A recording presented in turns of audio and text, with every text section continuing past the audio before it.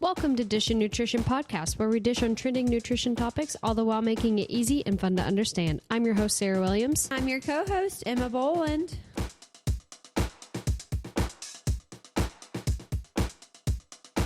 Today we're tackling a diet. It's a fad diet. I'll deem it as a fad diet that I have been hearing about for years. But when I was telling you about it, you were like not entirely sure of the concept from it. So I'm very surprised. Coming in blind. I mean, I'm thankful you never tried this diet because it's really dumb. But I mean, that was a little harsh, but it's not my favorite.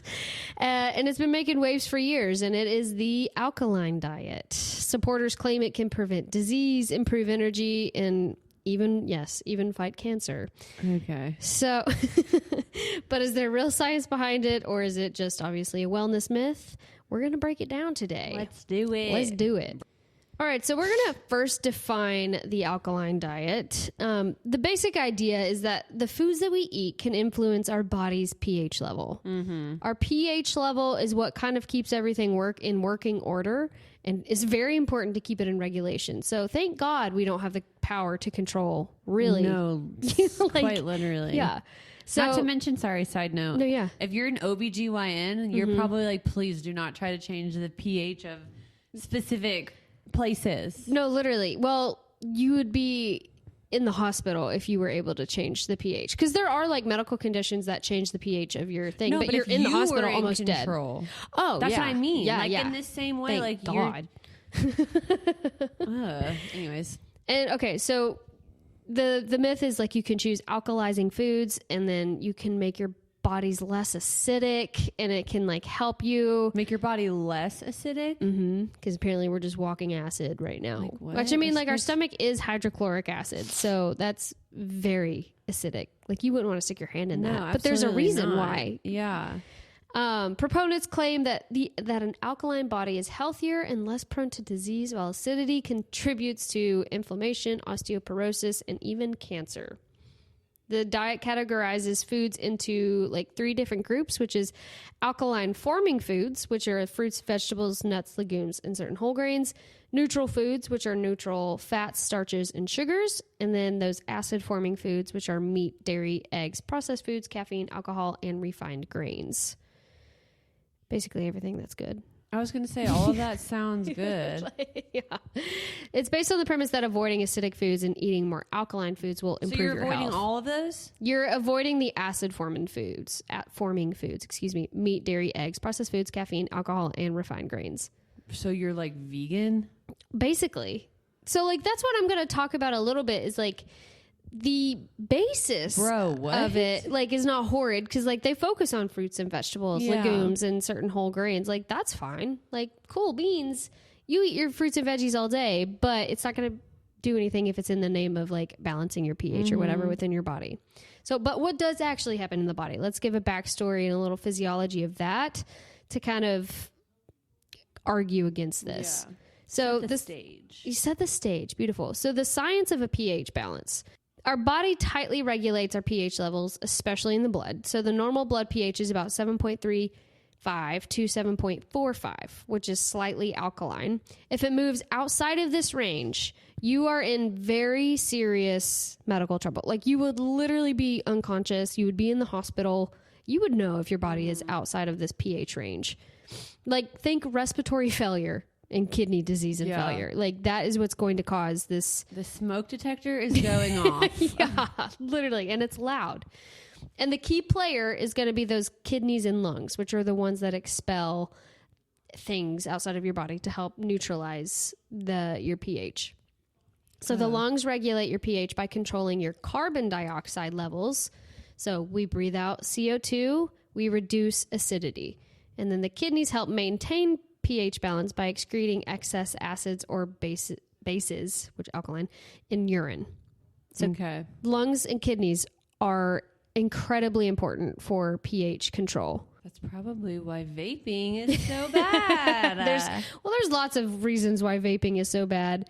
I would love to do an episode on that, but I feel like that's out of my scope of work though. That's more like doctoral. Yeah. But I still feel like it'd be a good conversation. Like, yeah. I wonder if vaping affects you nutritionally. Yeah. Like, does it decrease the, I don't know. You know what I mean? Yeah. I mean, I would definitely look into it.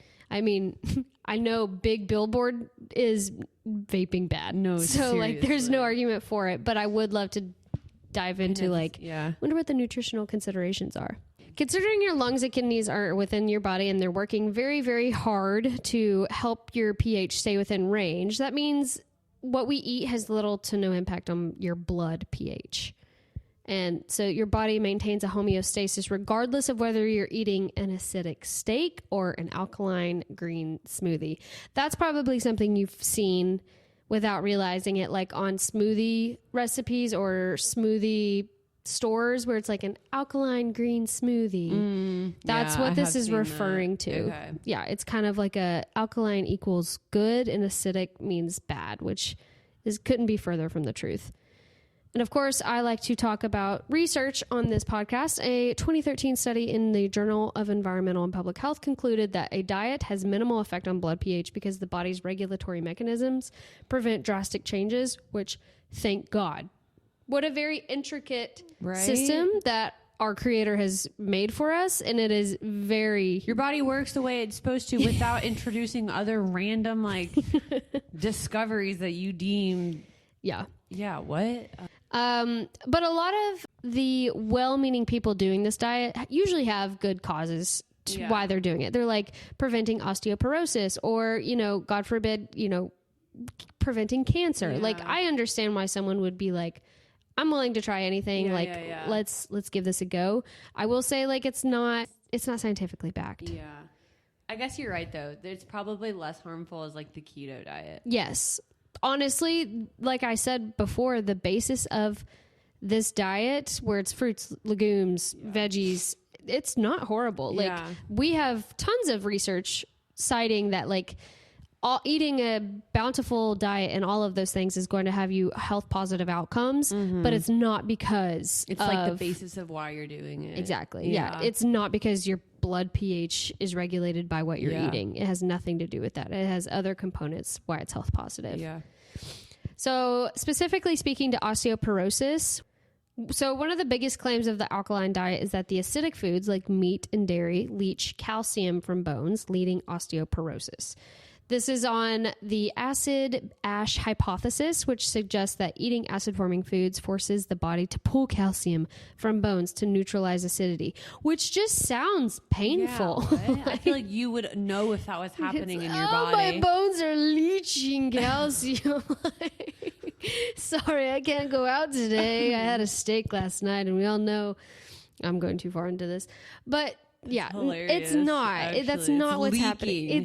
But research does not support this. A 2009 systematic review in the Journal of Bone and Mineral Research found no link between dietary acid load and osteoporosis. So again, coming back from the basis of alkaline and acidity, osteoporosis can come from a lack of calcium, a lack of all of different variables, but it's not from the pH balance of food.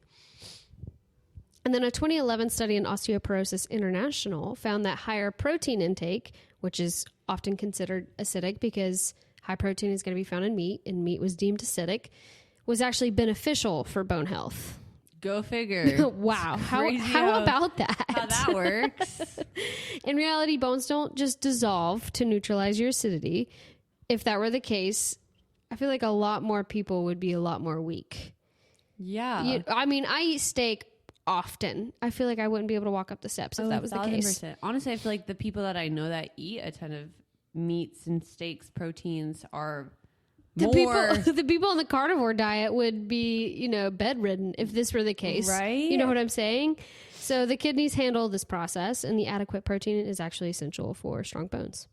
I feel pretty basic, but some people still come up and ask about the alkaline diet, and you cannot regulate your blood pH. That's a thing. So if you are on the alkaline diet, what does a morning, afternoon, and dinner look like for you? I would, what? Let me put that into Chat GPT and see what a meal plan curious. Would be. The acidity of food and things can play a role on your dental health. Yeah, that's so true. That's a huge thing to that your enamel that does not like acidity. So that is something to keep in mind when speaking of nutritional and acidity of things. That's definitely something to consider. But all right, so I put into ChatGPT the Alkaline diet meal plan. So breakfast, we're having a green smoothie, which is 1 cup of spinach, half an avocado, 1 banana, 1 cup almond milk, chia seeds, and then for snack you have cucumber and hummus. Sounds like I'm still hungry. I would not be okay. Lunch is quinoa and veggie bowl. And a snack is a alkaline fruit mix of watermelon, cantaloupe, and kiwi. This is all like, we're sitting at 500 calories right now. And then dinner is a stir-fried veggies and almond sauce. So literally like vegan. Yeah. Yeah, a lot of this. Which no like hate to someone who is vegan. But it does very much like mirror that. Align with that, yes. Yeah.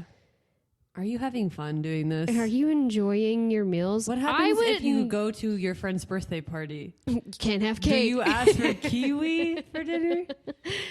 Yeah, no, this is, again, 1, this is not enough food. Mm-hmm. But 2, I love the foods in this meal plan, so quote unquote. Like spinach, avocado, banana, chia seeds, cucumbers, hummus, quinoa, broccoli. I recommend these to all of my clients and patients like all the time. Like they're fantastic. But this diet plan, you would be malnourished after like 3 days of doing this, because I don't feel like this is enough, depending on like how much, but it is giving amounts. It's like half cup cooked of quinoa with 1 bell pepper. Like okay, that's a smell of a calorie. Bro, if I was training for a whiff, you couldn't do any physical activity. No, on it. I was to say like we're going to Arizona a couple weeks, and I know we're gonna have to go hiking. I think I would faint a mile into our hike if I was surviving off of. That's not sustainable. Quinoa.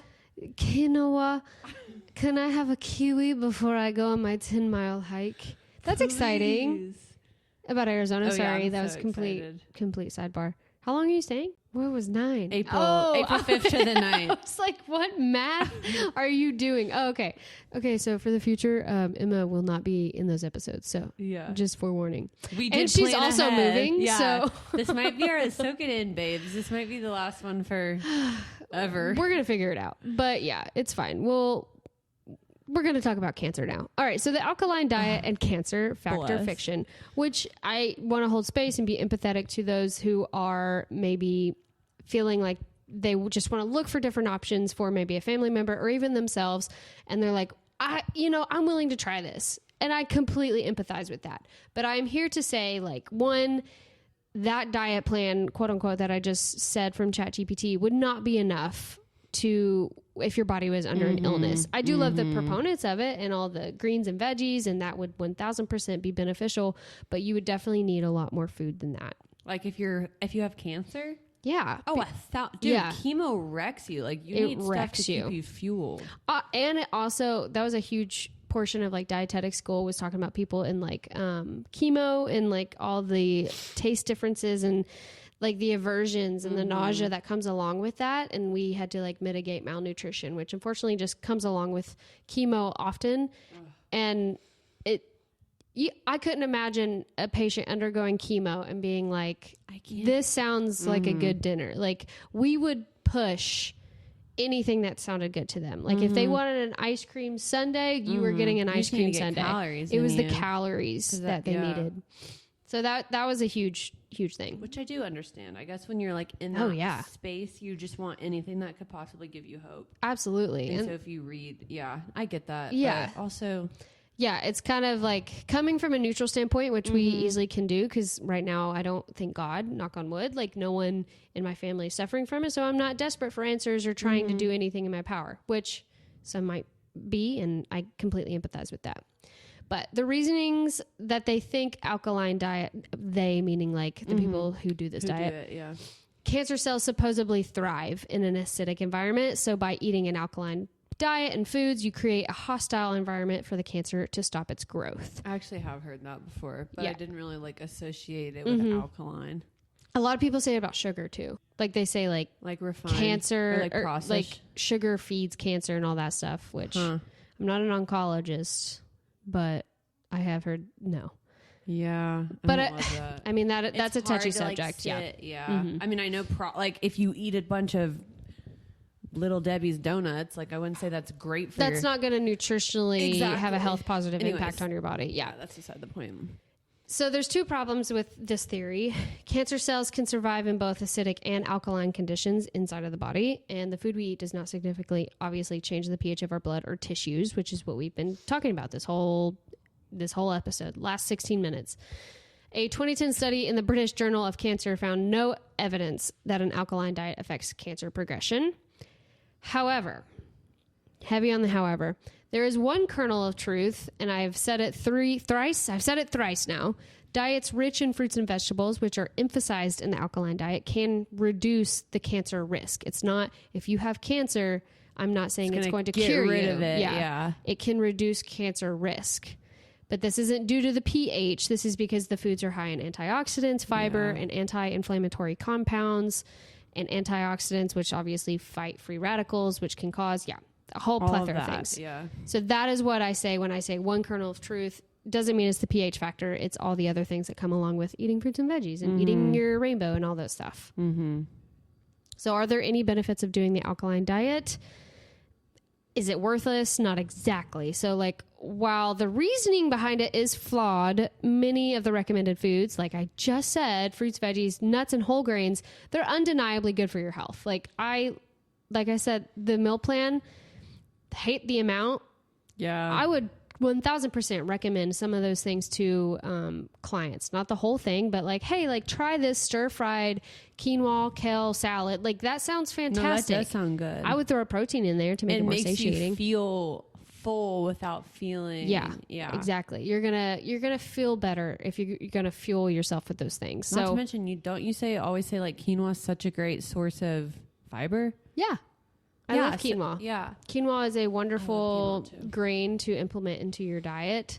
My husband and I ate so much quinoa once. We actually had to go on like a quinoa, I don't want to say like detox. I hate the word detox, but like we could not even be in the same room as quinoa because we ate it so much. We were like, okay, we know it's good for us, but like, okay, we're just now being able to introduce that. And that was when we were in South Dakota, like 6 years ago, 7 years ago. So we can now have quinoa. Fun side story. Like you eliminated it just because you were just so over it. I was gagging when I was eating it. You're like, ugh. We had it like I ate so much quinoa for every meal prep for at least 6 months. Oh my god! And we were just like, "This is great." So you like hyper fixated on it to the point where you like drove yourself away. Yeah, and I wasn't even in dietetic school. I was still doing my prereqs, and I just was like, "I heard this is good for you, so this is what we're gonna do." Poor Justin, he clung in there. He hung in there really well. It. But people who follow this diet, they're going to experience probably positive benefits. Mm-hmm. And that's what's hard to argue is like, they're saying they're feeling great. They're saying like their bowel movements are normal. They're saying like they have energy. It's not because of the pH. It's not because you're alkalizing your body. What? You're just getting an uptake of fiber, vitamins and minerals. They're usually cutting out like excess added sugar, which obviously you want to keep an eye on your added sugar throughout the day. It's fine, but like this diet really hones in on that. Yeah. Refined carbs as well. And then they're drinking more water and staying hydrated too, because those alkalizing tablets, you have to dissolve them in something. So they do support better digestion, energy levels, even disease prevention, dare I say. It's again, not going to make sure, like it's not going to be 100% foolproof of like no cancer at all, but it will. It's helping your body. Yeah. This is the diet that I think a perfect client would have. Yeah. A little bit more and probably more protein and meat. And I like dairy because I like calcium, but that's just me and vitamin D. Milk. Did you watch that at school? At my Bible school. Did you watch that too? Malk, Julian. Yes. Henry the Mole. Yeah. We thought it was hilarious. Children. It was a church thing. Did you watch it at church? Yeah. Well, my Christian school, but yeah. So same thing. Yeah. No, same. We would watch it like during choir. It was a clean comedy for kids. I really liked it. Did you watch nothing about Jesus in it? The purple grape one? I remember. Do you know? It just popped in. Quote. It's about a duck with a purple grape. No. Oh, never mind. It's about. Anyways, sorry. Julian Smith, was that his name? I know who you're talking about. He was weird looking though. He had glasses and huge on YouTube. So shout out Julian Smith. Good job. Like, we still talk about you in our late 20s. You were funny. Good job. I wonder if he still makes videos. All right. So final verdict has nothing to do with the pH in alkaline diet. Where does the alkaline diet stand? Fact. Eating a diet rich in fruits and vegetables is very health positive. Period. Dot. That's all nutrition textbooks are going to tell you. Myth, food significantly changes the blood pH. Absolutely not. Myth, acidic foods weaken bones. No. Myth, alkaline diets cure cancer. That is very much a myth. And also fact, you do need to be conscious of your acidity levels only because of your enamel in your teeth. But that's going to come more from like sodas. And if you're eating like a tomato raw all the time, that's not going to be great for your teeth. But like just those things that you got to keep. Shout out to the dentist. I want to keep you in the rhetoric of this conversation. Yeah. So the bottom line is the alkaline diet is based on flawed premise, but it's indirectly helping promote health positive impacts. Yeah. So I'm like, I hate it for the reason, but like go ahead and do it, like, and see what happens. It's like silly. Yeah. It's not going to hurt you. Yeah. But that's if you like eat more spinach, then thank you for doing that. Yeah. If it helps people to eat better, great. But if there's no need to worry about like, this is so acidic or this is good and it's alkaline, like your body's got it under control thank God, because I would have been dead. Now, how old am I? 28, 27 years ago, I would have been dead. That was good. I liked that. I like learning. Yeah. So and it's just crazy. I feel like the alkaline diet was like more popular at like the beginning of the height of social media. And like, you can find books about like the alkaline diet if you go to like Barnes and Noble or in the diet section at a library. I think I probably have seen that. I just like never really read into it because it's like blood pH.